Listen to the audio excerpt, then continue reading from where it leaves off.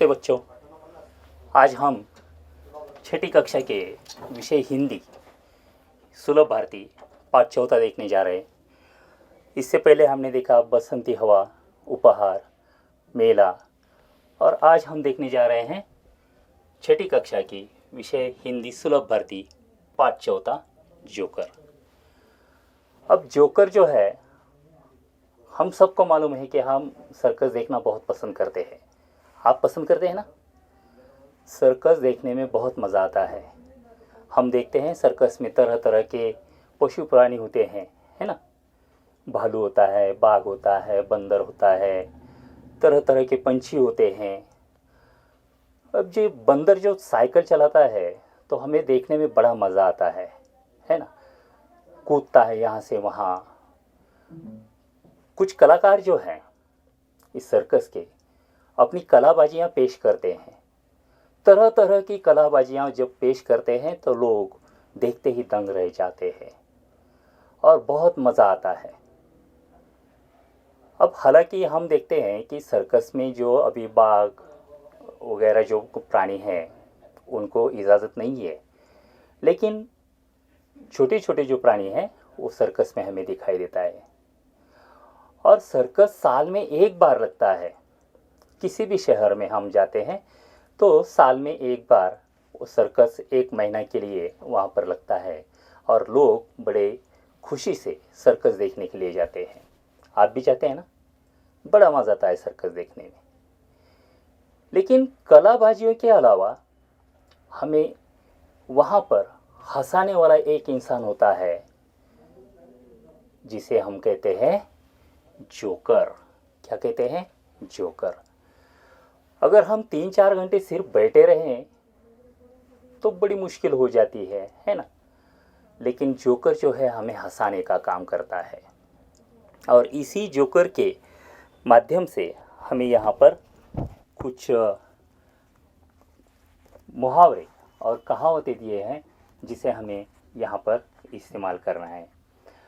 देखिए, अभी प्रस्तुत पाठ में मुहावरों और कहावतों के द्वारा अपनी बात को कम से कम शब्दों में व्यक्त करने के लिए प्रेरित किया गया है। यानी कि कम से कम शब्द में। कई लोगों को आदत होती है बड़ी लंबी लंबी लंबी बातें करके बताते हैं, लेकिन मुहावरे जो है मुहावरे अब थोड़ी ही शब्दों में, अतिशय थोड़े शब्दों में, कम शब्दों में ये बड़ी बात करता है।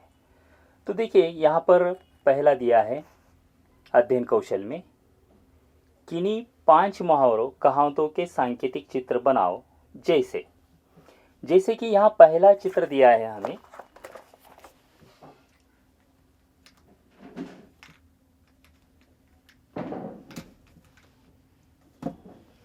देखिए, पहला चित्र यहाँ पर घर बना हुआ है।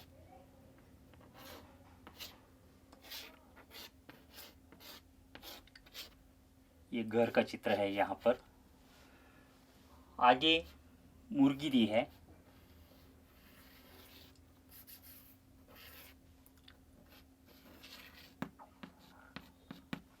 और आगे दाल दी है। यानी कि घर, मुर्गी और दाल। इससे मुहावरा होता है घर की मुर्गी दाल बराबर। कौन सा मुहावरा होता है यहाँ पर? घर की मुर्गी दाल बराबर। घर की मुर्गी दाल बराबर यानी क्या? कि जो चीज़ हमें आसानी से मिलती है उसकी अहमियत नहीं रहती, उसकी कीमत हमें नहीं रहती। हम उसे क्या कर देते हैं? नज़रअंदाज कर देते हैं। तो घर की मुर्गी दाल बराबर। अब दूसरा दिया है यहाँ पर,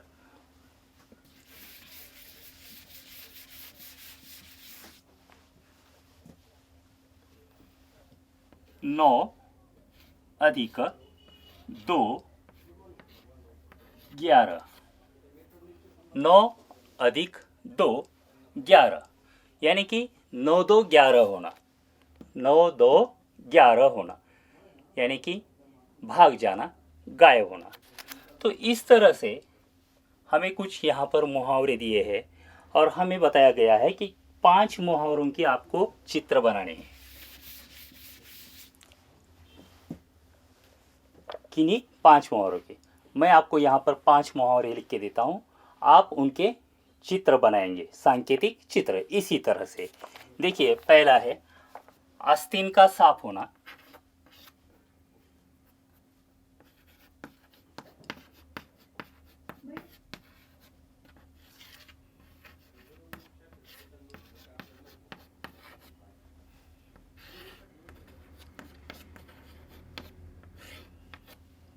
दूसरा मुहावरा है सूरज को दीपक दिखाना।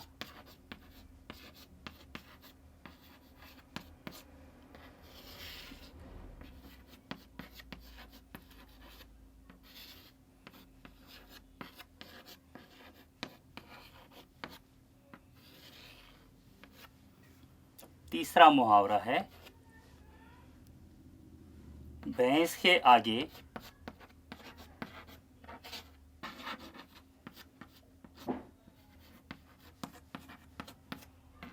बीन बजाना।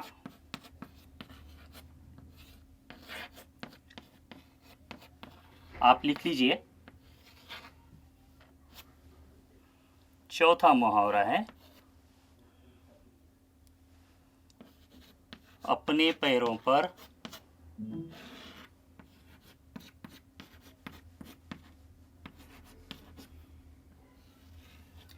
कुल्हाड़ी मारना।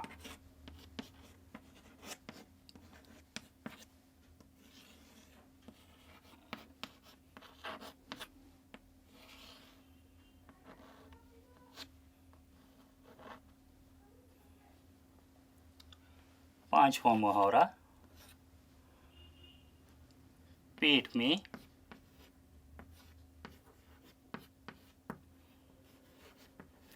चूहे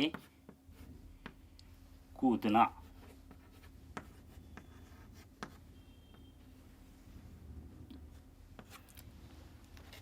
देखिए, इस तरह से 5 मुहावरे दिए हैं मैंने। आपको इसकी क्या करना है, चित्र बनाना है। आस्तीन का साफ होना, यानी कि यहाँ पर ऐसे सांप निकलते हुए दिखाना।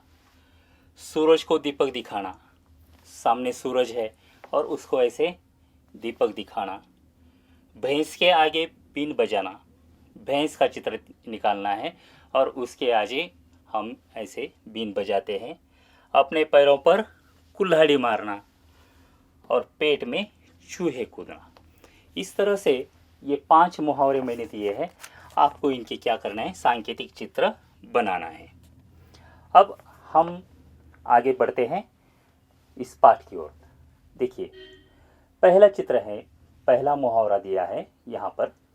यहाँ जो है जोकर दिखाई देता है, आपके सामने किताब होगी तो देखिए। जोकर अपनी जान पर खेलकर कलाबाजियां दिखाता है। देखिए,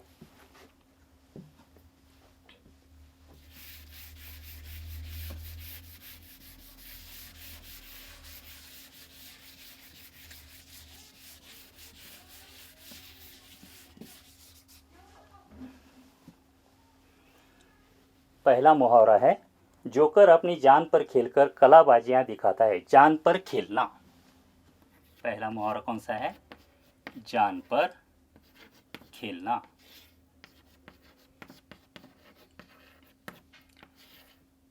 जान पर खेलना मतलब क्या, तो प्राणों की परवाह न करना।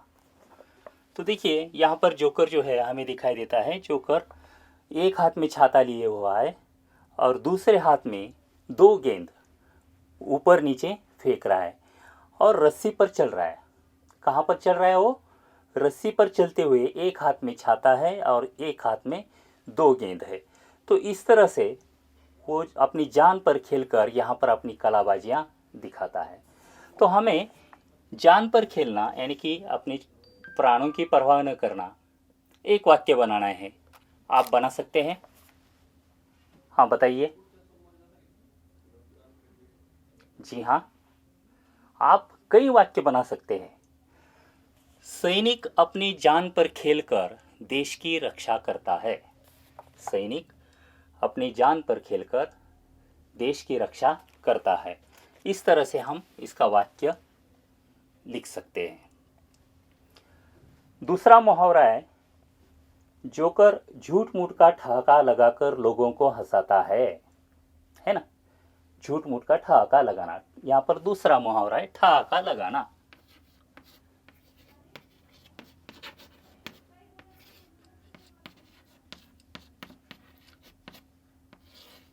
ठहाका लगाना मतलब जोर जोर से हंसना। लोगों को हंसाने के लिए वो क्या करता है, जोर जोर से ऐसे ही हंसता है ताकि लोग हंसे। ठहाका लगाना। एक वाक्य बताइए, आप तैयार कीजिए, अपने मन से वाक्य बनाना चाहिए। ठहाका लगाना, जोर जोर से हंसना। कौन सा भी वाक्य बना सकते हैं हम। मेरी दीदी जोर जोर से ठहाका लगाती है ना। मेरी दीदी जोर से ठहाका लगाती है। इस तरह से हम वाक्य बना सकते हैं। तीसरा वाक्य देखिए यहाँ पर, उचित प्रतिसाद न मिलने पर जोकर मन मसोस कर रह गया। तीसरा मुहावरा है मन मसोस कर रहना।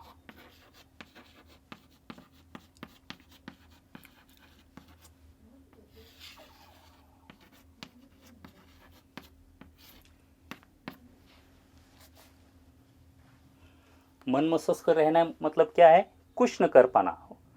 अब वो हंसाता है बच्चों को, लोगों को हंसाता है, कलाबाजियाँ करता है, कुछ भी करता है और लोगों को हंसाने का प्रयास करता है, लेकिन कुछ भी करने पर अगर लोग नहीं हंसे तो वो मन महसूस कर रह गया। मतलब क्या, खामोश रह गया, चुपचाप रह गया।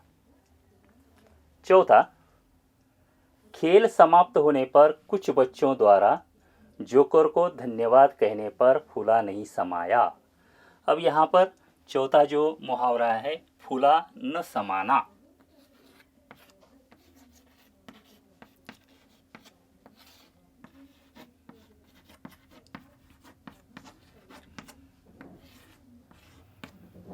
फूला न समाना मतलब बहुत आनंद होना।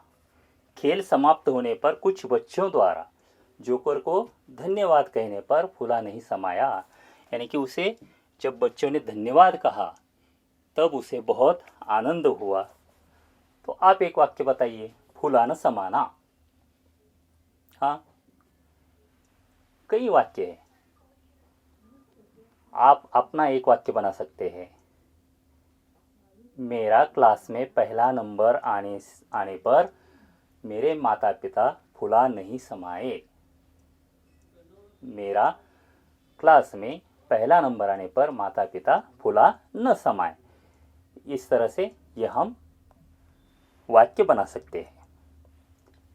अब पांचवा जो मुहावरा है, एक बच्चे को अपनी नकल करते देखकर जोकर दंग रह गया। दंग रहना।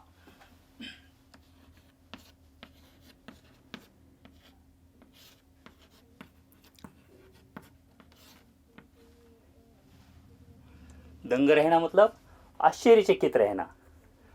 अब यहाँ पर वाक्य क्या है, एक बच्चे को अपनी नकल करते देखकर जोकर दंग रह गया, यानी कि आश्चर्यचकित रह गया। अब आप एक वाक्य बताइए, एक वाक्य तैयार कीजिए मन में ही। दंग रहना, आश्चर्यचकित रहना।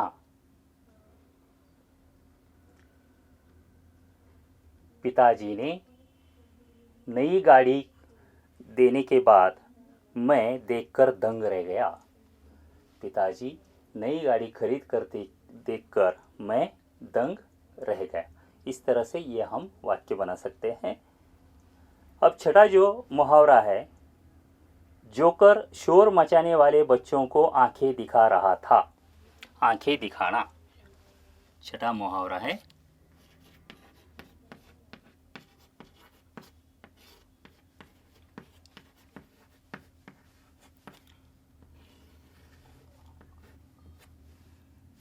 आंखें दिखाना मतलब गुस्सा होना।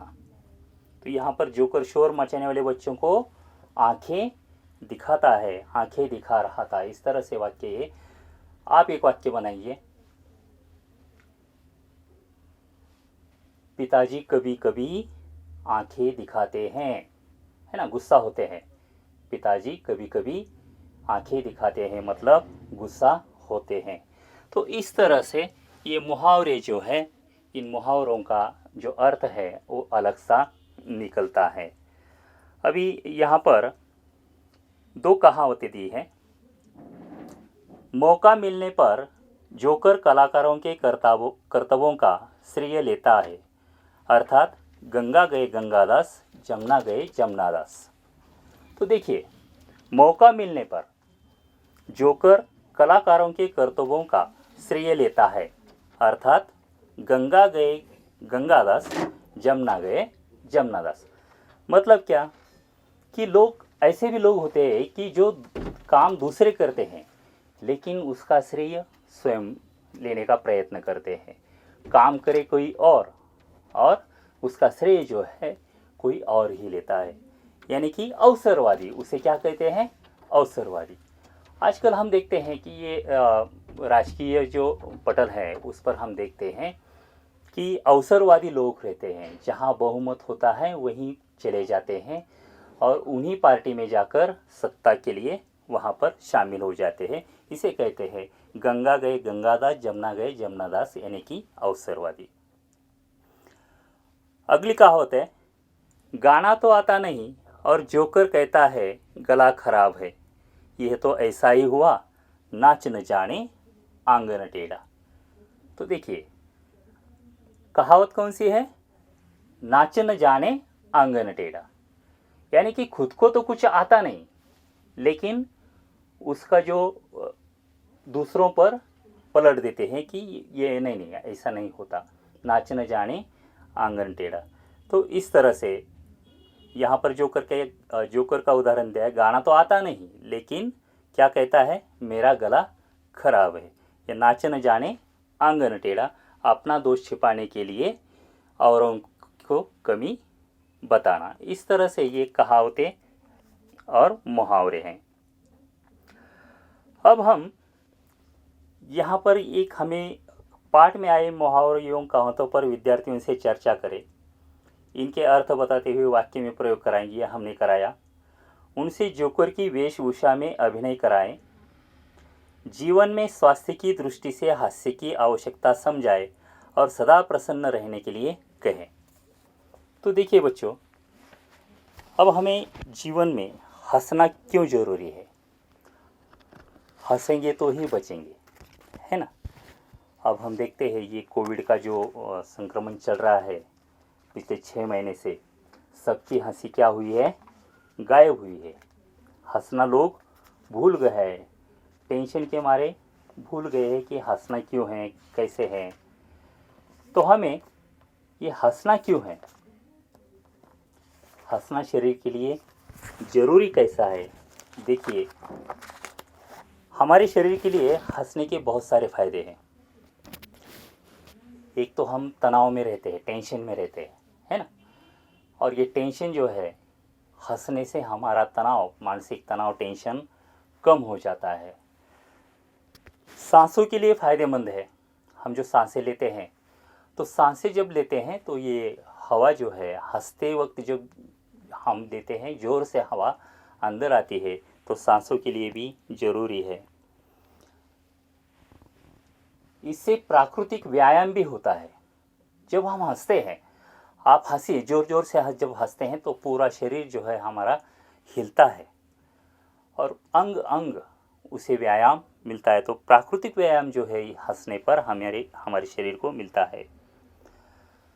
हंसने से हमारे शरीर में जो प्रतिकार शक्ति है, वो प्रतिकार शक्ति भी बढ़ जाती है और प्रतिकार शक्ति बढ़ने से हम बीमार नहीं पड़ सकते। दर्द से छुटकारा होता है। कई बार हम देखते हैं कहीं घुटनों में दर्द होता है, पीठ में दर्द होता है, सर में दर्द होता है, तो दर्द लेकर लोग क्या करते हैं? बैठते, दुख रहा है, ऐसा हो रहा है, वैसा है।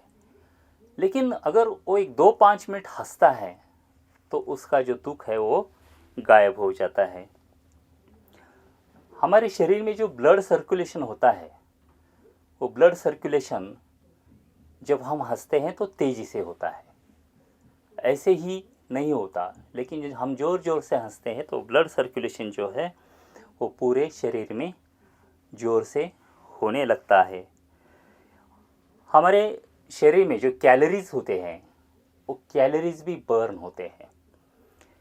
यानी कि 15 मिनट में 10 से 40 कैलोरी जो है वो बर्न हो सकते हैं। और आजकल हम देखते हैं इसलिए लोग हंसना पसंद करते हैं। जिनको हंसना नहीं है तो हास्य क्लब शुरू किए गए हैं, वहाँ पर लोग जाकर हंसने का काम करते हैं। और हंसना ये हमारी ज़िंदगी का बहुत ही फ़ायदेमंद है, हमारे शरीर के लिए फ़ायदेमंद है। इसलिए हमें फनी बातें, वीडियोस देखनी चाहिए, कॉमेडी शोज़ देखने चाहिए, जोक्स सुनने चाहिए। और सबसे बेहतरीन बात, अपने मित्र परिवार में मिलजुल कर रहना चाहिए। मित्रों के साथ हंसना चाहिए, उनसे गप्पे मारने चाहिए और उनसे जोक सुनना चाहिए, हंसना चाहिए, खेलना चाहिए। तो इस तरह से ये हंसी के जो फ़ायदे हैं हमने देखे हैं। अब जो कहावतें और मुहावरे जो है, असल में हम देखते हैं कि बात अलग ही निकलती है। अब हमने देखी घर की मुर्गी दाल बराबर, यानी कि आसानी से मिलने वाली बातों का हमें अहमियत नहीं रहती। उसी तरह से काला अक्षर भैंस बराबर, ये मुहावरा है, काला अक्षर भैंस बराबर। यानी कि क्या अक्षर काला है इसलिए भैंस के बराबर है? नहीं है। इसका अर्थ है बिल्कुल अनपढ़, गवारा। अर्थ जो है मुहावरे का अलग ही निकलता है। तो काला अक्षर भैंस बराबर यानी कि अनपढ़, गवारा। अक्षर जो है भैंस के जैसा काला नहीं है। इस तरह से हमने ये मुहावरों को देखा है। आगे देखिए, खोजबीन। खोजबीन से पहले मैंने समझा, क्या समझा? कि हंसना शरीर के लिए आवश्यक है, ये हमने समझा है। अब खोजबीन में निम्नलिखित शब्द को लेकर 4 मुहावरे लिखो।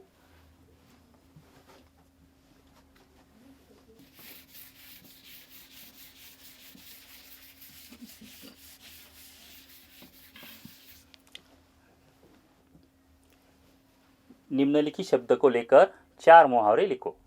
हाथ, कौन सा शब्द दिया है? हाथ। हाथ से लेकर हमें 4 मुहावरे लिखने हैं। तो पहला यहाँ पर हाथों हाथ लेना,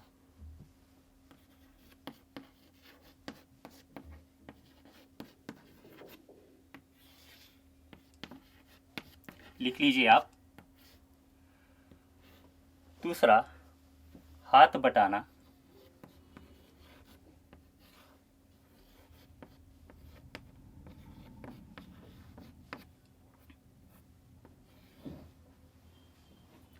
तीसरा हाथ पर हाथ रखकर बैठना,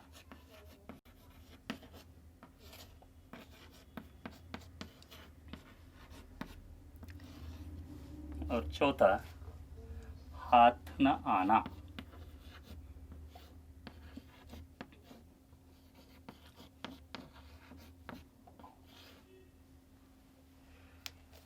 इस तरह से हाथ शब्द से लेकर हमने 4 मुहावरे यहाँ पर देखे हैं।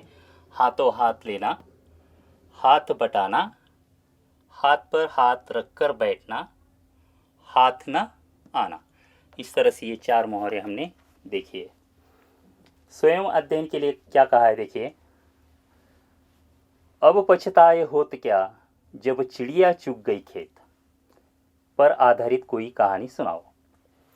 अब पछताए होत क्या जब चिड़िया चुग गई खेत, यानी कि जो बात हो गई उसके बाद, जो घटना घटी उसके बाद पछताने पर कोई फ़ायदा नहीं है। अगर इस पर एक छोटी सी कहानी आप बता सकते हैं। उदाहरण के तौर पर मैं आपको एक छोटी सी कहानी बता दूं। एक रामपुर नाम का गांव था, वहाँ पर रामू नाम का किसान था। उसके 4 लड़के थे और चारों भी बड़े निकम्मे थे।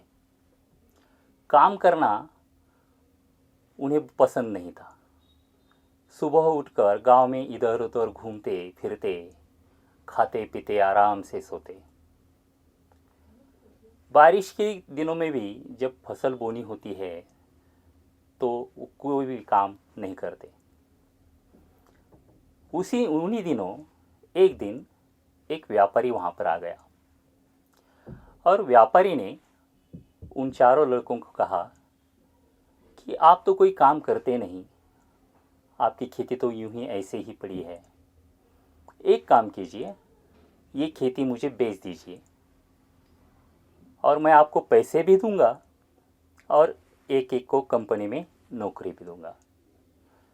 लेकिन किसान के लड़कों ने नहीं कहा, नहीं नहीं, हमें हमारी खेती बेचनी नहीं है। सबसे छोटा जो था उसने कहा, हाँ भाई, मुझे तो कोई दिक्कत नहीं है, बेच देंगे। लेकिन बाकी तीनों ने विरोध किया, इसलिए खेती वो बेची नहीं। कई साल हो गए। कई सालों बाद उस व्यापारी ने उसी गांव में दूसरे की खेती ले ली थी। बड़ी सी कंपनी वहाँ पर डाली थी और जिस किसान से खेती ली थी वो किसान, उसका बेटा उस कंपनी में नौकरी कर रहा था। पैसे भी मिले थे और ये चार जो लड़के थे किसान के, वो उस किसान के यहाँ काम कर रहे थे। और व्यापारी एक दिन अचानक उस मालिक के यहाँ गया तो देखा कि ये वही चार किसान के लड़के हैं। तो उन्होंने पूछा, तुम वही लड़के हो ना चार जिससे मैंने अपनी खेती मांगी थी? उन्होंने कहा, हाँ हम वही हैं। लेकिन अब देखते हैं, इन्होंने खेती हमें बेची, अभी कंपनी में नौकरी कर रहे हैं, पैसे भी है, और आप उनके यहाँ नौकरी कर रहे हैं, मजदूरी कर रहे हैं। तो यहाँ पर वो लड़के कहते हैं कि जो गया सो गया, बीत गया। उस वक्त हमें ये सूझा नहीं, अब क्या है, वक्त निकल गया है। तो इसे कहते हैं, अब पछताए होत क्या, जब चिड़िया चुग गई खेत। इस तरह से ये छोटी सी कहानी मैंने बताई है। आगे क्या दिया है देखिए, जरा सोचो, बताओ, यदि साइकिल तुमसे बोलने लगी तो। यदि साइकिल तुमसे बोलने लगी तो अब कैसे देखेंगे? हाँ, सुबह मैं उठा, जब साइकिल के पास गया तो साइकिल मुझे कहने लगी, राजू तुम बहुत अच्छा काम करते हो, साइकिल चलाते हो। साइकिल चलाने से शरीर को अच्छी तरह से व्यायाम मिलता है, शरीर तंदुरुस्त रहता है। और सबसे अच्छी बात कि ये जो प्रदूषण फैला हुआ है सारे शहर में, सारे देश में, ये प्रदूषण जो है साइकिल से कम होती है। तरह तरह के प्रदूषण से सब तंग आ गए हैं, लेकिन मुझे साइकिल आप चलाने से प्रदूषण नहीं होता है। इस तरह से हम कुछ वाक्य लिख सकते हैं। विचार मंथन। गागर में सागर भरना। गागर में सागर भरना यानी कि थोड़े से शब्दों में बहुत कुछ कहना। गागर में सागर भरना, थोड़े से शब्दों में बहुत कुछ कहना। और सदैव ध्यान में रखो, हमें सदैव प्रसन्न रहना चाहिए। हमें सदैव प्रसन्न रहना चाहिए, आनंदी रहना चाहिए। चाहे कोई भी संकट हो, लेकिन हमें प्रसन्न रहना चाहिए। अब समझो, हमें चित्र की सहायता से 12 खड़ी के शब्द बनाकर लिखो। तो यहाँ पर देखिए, 12 खड़ी से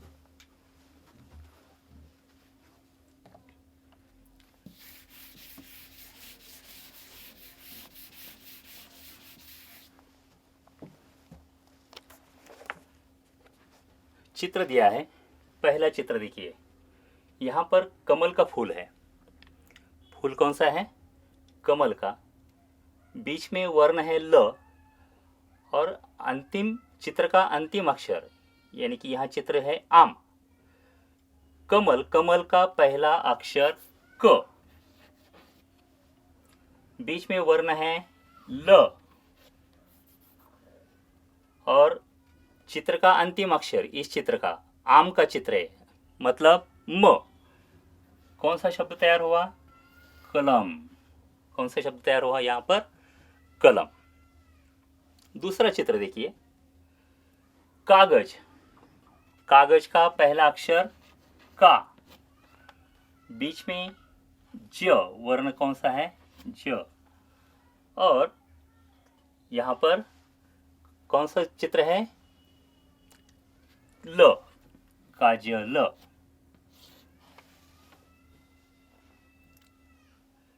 महल का चित्र है, अंतिम अक्षर ल। ये देखिए तीसरा, किताब। कौन सा अक्षर? किताब का पहला अक्षर की, पहला, दूसरा, तीसरा। किताब का पहला अक्षर की, सा और चिन्ह। ये चित्र कैसा है? चिन्ह, न, किसान। कौन सा शब्द तैयार हुआ? किसान। चौथा, किला। यहाँ पर पहला अक्षर की, म। यहाँ चित्र है सात का, सात का चित्र है, मतलब अंतिम अक्षर त, सात। यानी कि शब्द तैयार हुआ कीमत। इस तरह से। पांचवा, कुदल, टी और चा। पहला अक्षर कु, टी और चार का अंतिम अक्षर र, चार, कुटीर। इस तरह से हम शब्द बनाते हैं। छठा, कूड़ा। कूड़ा का पहला अक्षर कु, क और झरना, झरना का न, कूकना। इस तरह से झरना का अंतिम अक्षर ना। सातवां,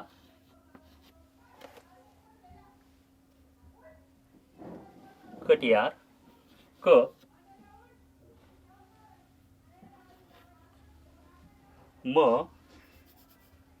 और फूल का, फूल है यहाँ पर तो ल, कमल। इस तरह से हम ये शब्द बना सकते हैं। तो इस तरह से हमें ये शब्द बनाने हैं। आप सभी, मुझे उम्मीद है, ऐसे शब्द बनाएंगे। और इस तरह से हमने ये जोकर पाठ देखा है। धन्यवाद।